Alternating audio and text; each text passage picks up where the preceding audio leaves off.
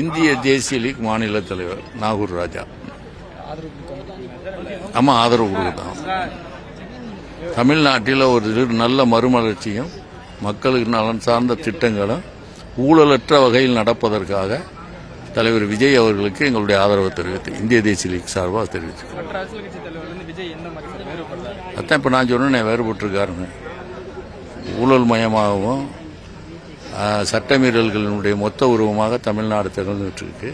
அதை முற்றிலுமாக மாற்றி அமைக்க வேண்டும் என்றால் விஜய் ஒருவராலே முடியும் என்று நாங்கள் மனதார நம்புகிறோம்.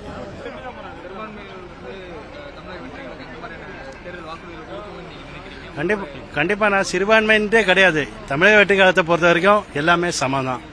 அடிப்படையை பார்த்தீங்கன்னா பிறப்புக்கும் எல்லாம் உயிருக்கும் சிறுபான்மை பெரும்பான்மைன்றதே கிடையாது. எல்லாமே எல்லாத்துக்குமே சமம் தான். அது இந்த நிகழ்ச்சி ஒரு எடுத்த காட்டா இருக்கும். கோரிக்கைனா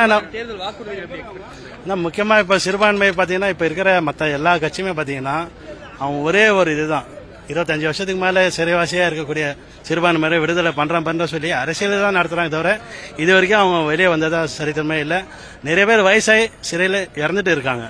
ஆனால் இப்போ வரைக்குமே பாத்தீங்கன்னா எல்லாரும் சிறுபான்மைக்காக நாங்க இருக்கிறோம் சொல்றாங்க தவிர இது வரைக்கும் அவங்களுக்காக ஒரு குரல் கொடுத்தது இல்லை.